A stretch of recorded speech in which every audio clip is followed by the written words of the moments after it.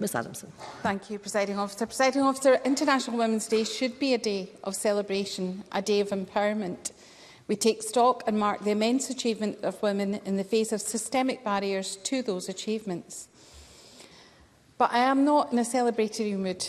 Undoubtedly, there has been much progress, but the very notion that feminist ideals have become mainstream in our discourse is testament to that.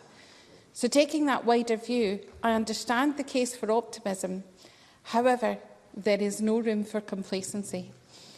We should think to the brave women in Iran, systemically subjugated, denied equity of status, denied basic rights to the basics of education.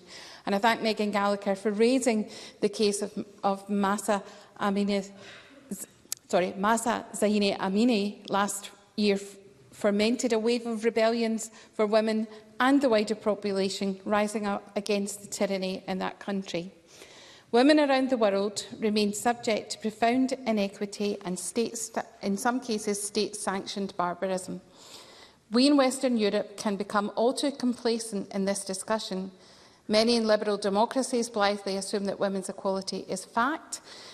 What started as a rights movement has become an executive normative principle, and a belief in that can be a grievous mistake, because illiberal and populist thinking is rising in countries across Europe. Only yesterday in this chamber, a debate was held on the safety of women and girls in public transport. Tomorrow's debate focuses on reforming the criminal law to address misogyny. Every woman you meet will have experienced misogyny. Prejudice and misogynistic attitudes are thriving. Some men on social media pervade their toxicity, safe in the knowledge that these behaviours are still enjoyed a level of social acceptability. Harassment, sexual assault and rape remains commonplace. And I thank Beatrice Wishart for raising Scottish Women's Aid. My office has helped a number of constituents dealing with domestic abuse, and we regularly work with our local Motherwell Women's Aid group. But their vital specialist support services are experiencing unprecedented demand, and their finances are strained almost to breaking point.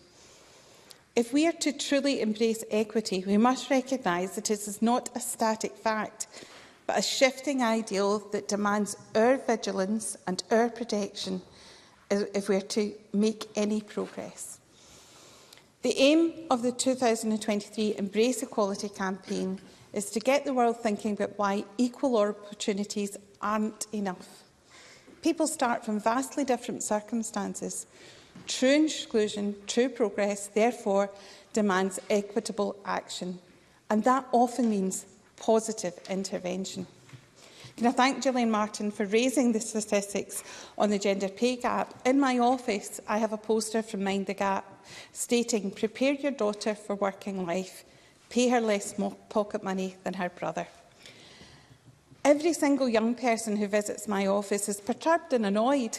Well, that's not fair, is the cry. But what happens between young primary school children to adolescence to adulthood that then blinds us to that simple injustice? The UN is calling for more action to highlight and solve the persistent gender pay gap. In digital access, the underrepresentation of women and girls and other marginalised groups in STEM and education and careers. There's a threat of online gender-based violence, and to highlight the achievements of women in science and technology are all things we should be doing. We have outstanding leaders in Scotland: Dr Silver Paracini, Professor Damon Glover, Dame Jocelyn Bell Burnell, Professor Muffy Calder, Professor Leslie Yellowlees, all pioneers in their fields, and Professor Sheila Round leading the world on gravitational wave.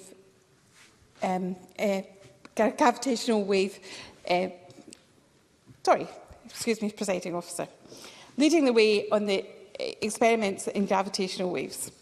In my own field of computing science, Gillian Docherty is Chief Commercial Officer at the University of Strathclyde and is a former CEO of Data Lab. And there are also outstanding companies like Antibody Analytics in my own Motherwell constituency, co-founded by a woman, that are succeeding in initiatives to address gender imbalance in their company. The First Minister is an inspiration to many of us, not least in her love of literature. I'm reminded of one of my literary heroes, Ursula Le Guin, who, on being asked to write a foreword to a collection of new fantasy short stories, said, "I cannot imagine myself blurbering a book, the first of a new series and hence presumably an exemplary of the series, the tone of which is so self-contentedly, exclusively male, like a club or a locker room. That would not be magnanimity on my part, but foolishness. Gentlemen, I just don't belong here." She said that in 1987, but as the First Minister said, she did belong, and all young women deserve to belong in their endeavours in life. I used to think dystopian novels of Le Guin and Margaret Atwood that shaped my perceptions of the world were just fiction and not portents of what my life experience might be. But for all too many women, the realities of The Handmaid's Tale are close to their reality. Last year I led a book called The Shining Girls by Lauren Bukis. Part of the book is set around the underground network supporting women expressing their reproductive rights in the 1960s. The chapter ends whimsically with a message: "Don't worry, a court case is coming soon that will enshrine these rights," and I quote, "forever." It was published in 2013. At that time, Roe v Wade seemed unassailable, but look what is happening in the USA today. So on this International Women's Day, it's more important ever that we recognise where we are failing and together resolve not just to achieve equality for women, but equity for women across the world. Thank you, President.